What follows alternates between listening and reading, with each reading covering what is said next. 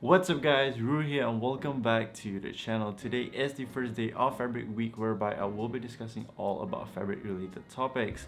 I think with me wanting to dive deeper into tech wear or just functional wear in general, I just really wanted to learn more about fabric materials as well as its functionalities. Therefore, I thought that this would be a great thing to kind of share with you guys some of the things that I've learned.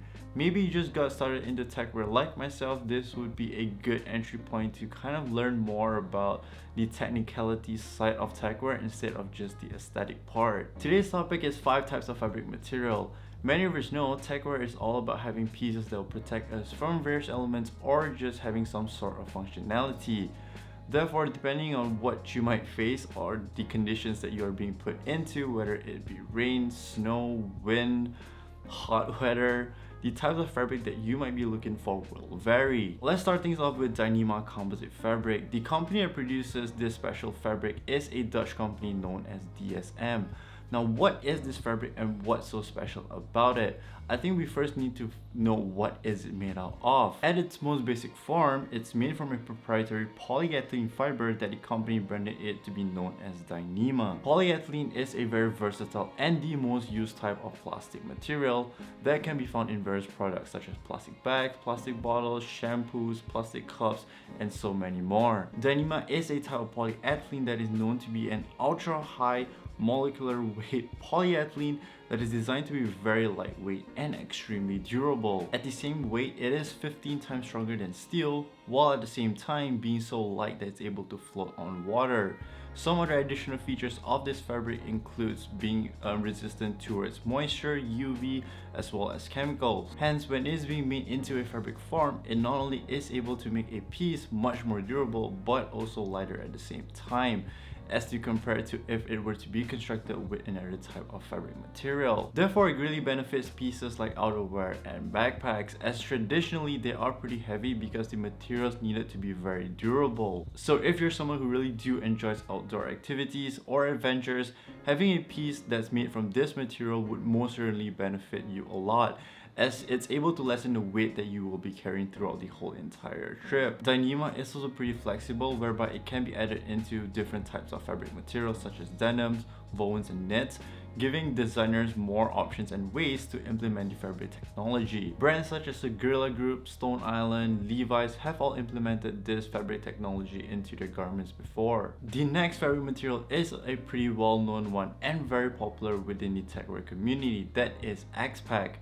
The functionality and features of this fabric is actually pretty similar towards Dyneema in a sense that it's lightweight, water and UV resistant, as well as very durable. It was first developed to be used as sailcloth for sailboats, as these sailcloths needed to be very durable and lightweight enough to be able to withstand strong winds, while at the same time being extremely waterproof due to the conditions that it would be used in. In order for the fabric to have such high performance, it is made from different types of materials that are laminated together to form a single sheet of X-Pac.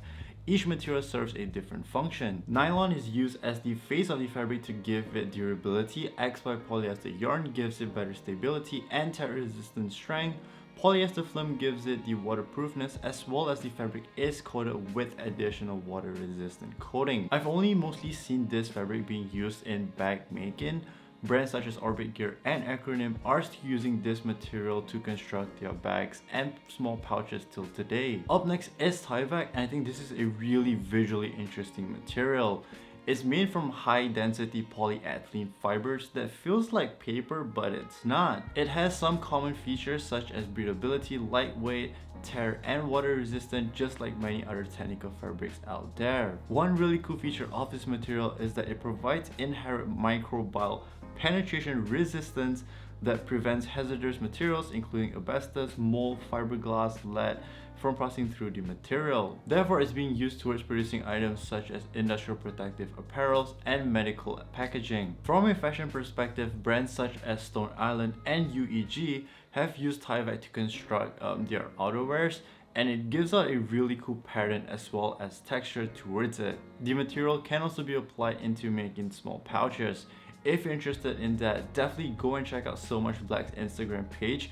He does a lot of DIY projects from belts to small pouches Definitely one of the cool things that I've seen is that he actually used the Tyvek material to create a small pouch that looks really cool. Now Ripstop is not a new fabric technology or anything like that. In fact, it was first founded all the way back in the 1980s. It's probably one of the most popular fabric material when it comes to outdoor gear and apparel. Reason being, it is an incredibly tough material. You can literally abuse the heck out of it and it will probably only have a little minor of wear. Ripstop fabric are constructed with a combination of different materials, with nylon and polyester being the most common one, that are woven into square patterns. It's not a revolutionary technology, but a very effective one. The added nylon or polyester gives the fabric extra strength, and it's what stops a small tear from getting bigger or just past the first square, hence the name Ripstop. As a result of this, it's able to minimize the damage of a garment in the unfortunate event of it getting torn or ripped. You mostly will see this fabric being implemented in many workwear pieces from brands such as Carhartt and Timberland. Finally, the last technical fabric that I have for today's video is a fabric technology that was developed by Nike, and they're calling it the Nike Aero Adapt, whereby it is designed to keep the wearer at an optimal body temperature. Traditionally, when liquid or moisture is in contact with a fabric material such as a cotton shirt, it decreases the airflow of the garment as it becomes more dense and saturated, causing less passageways for air to flow in. When it is in contact with sweat, the moisture reactive yarns open the fabric, which creates better ventilation and allows more air to flow in. By doing so, in theory, it allows the body to cool down and to be at a more optimal body temperature. As the moisture evaporates, the vents will then close up again. There are a couple of factors that will trigger the fabric to react.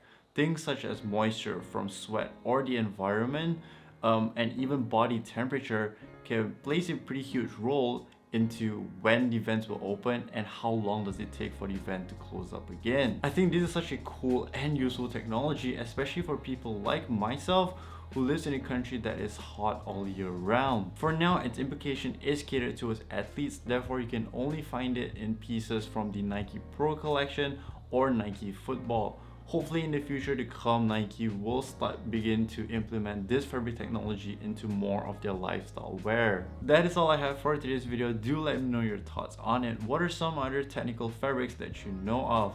Also, feel free to add additional info or correct me if there's any misinformation regarding the fabrics that I've mentioned down in the comment section below. Hope you guys managed to learn a little bit more about some pretty cool fabric materials. If you did enjoy watching it, definitely don't forget to stay tuned because there's so much more fabric related topics that I will be discussing this whole week. As always, if you did enjoy watching today's video, please don't forget to give this video a thumbs up, as well as if you're new here, please don't forget to subscribe, and I'll catch you all in the next one. Peace out.